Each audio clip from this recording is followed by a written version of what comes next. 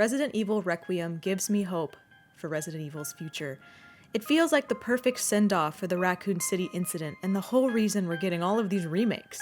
Mix in those first-person experimental Ethan games and you get one of the greatest Resident Evil games of all time, a mix of action and survival horror tied in a perfect package. In Resident Evil Requiem, you play as two characters, Grace Ashcroft, FBI, and Leon S. Kennedy, DSO. Grace is kidnapped by a mysterious man named Victor Gideon who takes her to the Road Hills Chronic Care Center. Grace's sections are the survival horror of the game.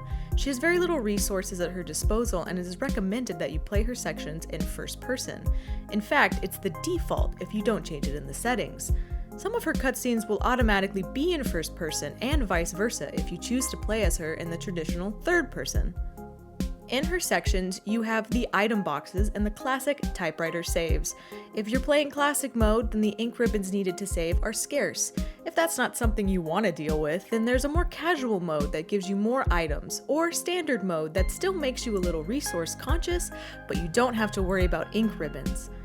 These difficulties also affect enemy takedowns. From what I can tell, if you're playing on Classic, you're going to have to waste a lot more resources on enemies to take them down, whereas on Casual and Standard, it takes 3 to 4 shots in the head to kill the average zombie. Once you complete the game, you also unlock Insane difficulty. This makes even Leon easy for enemies to take down. Speaking of Leon, the other sections of the game are about everybody's husband, Leon S. Kennedy, who is trying to cure his Raccoon City disease. A lot of the survivors from the Raccoon City incident are falling ill and dying from this strange illness that turns their skin moldy and causes them to cough up blood. They're basically becoming zombies, but just later in life when their bodies naturally start to decay. His sections of the game are the action-packed ones. You will be facing down hordes of enemies with an array of weapons. You even get a sort of shop later on that lets you purchase weapons with the points you get from killing the zombies. You can also use Leon for revenge purposes, taking down enemies that gave you so much trouble as Grace. His levels are by default in third person, but if you want to feel like the man, the myth, the legend himself, you can play his section in first person. If you decide to be insane and play on the hardest difficulty, then you better get good at parrying with Leon's hatchet. Leon has a parrying mechanic that can lead to cool combat moves and takedowns if you get decent at it. Grace, on the other hand, has to rely on stealth to perform takedowns. Once she acquires the hemolytic injectors, she can sneak up on zombies and explode them. This will come in handy later because this game brought back the red zombies from Resident Evil 1. If you sweep the entire place and kill all the zombies but didn't explode them or their heads, they'll come back as, quote, blister heads, a faster zombie with more health. If you pop the blister and the juices get on any of the other zombies lying on the floor, this will cause them to mutate as well, so make sure you move them away from their friends before popping. You can craft more of these injectors by collecting blood on this little device Grace picks up. Once you realize you can use the blood of your enemies to craft bullets, the whole thing seems a little less scary. I would like to take a moment to appreciate the zombies in this game.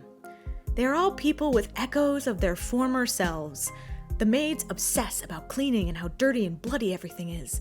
The butler wants the lights off because it's bedtime. There's 2 competing singers that are just the screecher zombies. Some apologize for hurting you, while others just seem to repeat the last thing they were saying before they got zombified. They're still in there, which makes the crusty older zombies you find later in the game even more tragic.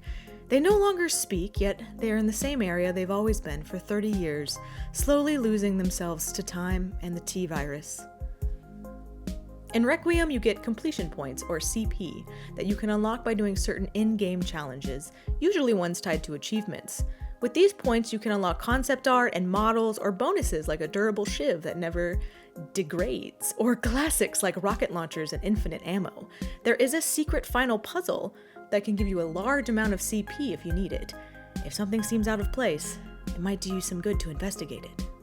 Throughout the game, you will find Mr. Raccoons, of course, to destroy, and little collectible charms that are used as buffs.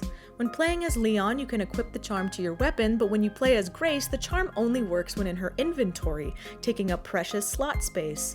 You can upgrade Grace's inventory by purchasing or finding hip pouches, but they only give you 2 slots at a time. Meanwhile, Leon gets his full briefcase inventory like he does in RE4. The game's pacing is kinda weird, You'll be swapping between Grace and Leon. Both get one long section that feels like we're never gonna play as the other one again. During those long stints, you get a little sprinkle of what the other is up to. I think it works out in the end, but sometimes it feels like two totally different games. Requiem feels like a sequel to Resident Evil 2, a Resident Evil 2-2 if we were naming it in the Final Fantasy way. And if you are new to the series and want to jump into Requiem, I would heavily recommend you check out Resident Evil 2, or especially the Resident Evil 2 remake. I would also recommend checking out Resident Evil 5 for context reasons I won't get into here to avoid spoilers. Lightly recommend Outbreak and the first Resident Evil, and Resident Evil 3, but not the remake of RE3. No one should put themselves through that. If you can't tell, the remake of the third game is my least favorite in the whole series, and it's only because the original RE3 was my all-time favorite. But now, I think Requiem takes the spot. Like I stated in the beginning, it really closes the chapter on the Raccoon City incident that was casting its heavy shadow throughout the series. As someone who started playing the whole series when the remake for RE2 got announced, it particularly feels prevalent to me. Requiem in Catholic speak refers to a mass for the dead. You pray for hope and you pray for mercy, for the souls of the departed, for the victims of Raccoon City, for everyone we could not save. Resident Evil Requiem's themes of hope, redemption, and moving forward is a nice message for the Resident Evil team to leave us off on. Although this isn't the end, this feels like just the beginning.